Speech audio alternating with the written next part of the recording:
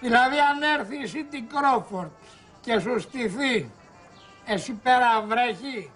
Το σπέρμα δεν είναι για πέταμα. Το ότι θέλει όλη η ανθρωπότητα να εξπερματώσει απάνω της. Εσύ δεν γεννάτε. Μπορεί να μην θέλει να συνουσιαστεί ο κύριος. Υπάρχει πρόβλημα δηλαδή. Βρε όλος ο κόσμος θέλει να επιδείξει. Δηλαδή εσύ τι είσαι ο μάγκας και εγώ τι είμαι ο μαλάκας. Επαναλαμβάνω. Το σπέρμα δεν είναι για πέταμα. Και για να κλείσει αυτό το κεφάλαιο, είτε έρθει είτε δεν έρθει η Σίντι, εγώ έχω πάρει την απόφασή μου. Να δωρήσω το σπέρμα μου στη φιλοσοφία. Διαβάζω 3 αθλητικές εφημερίδες την ημέρα. Υπάρχει πρόβλημα. Και η ματαιότης έχει το νόημά της. Βρε, πάει να δουλέψεις. Εγώ δεν είμαι ρεμάλι. Εγώ είμαι αυτός που είμαι. Κατάλαβες.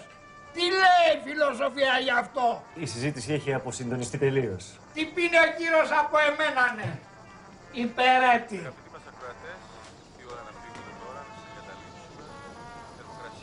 Χθες το βράδυ μου τηλεφώνησε ο Πλάτων.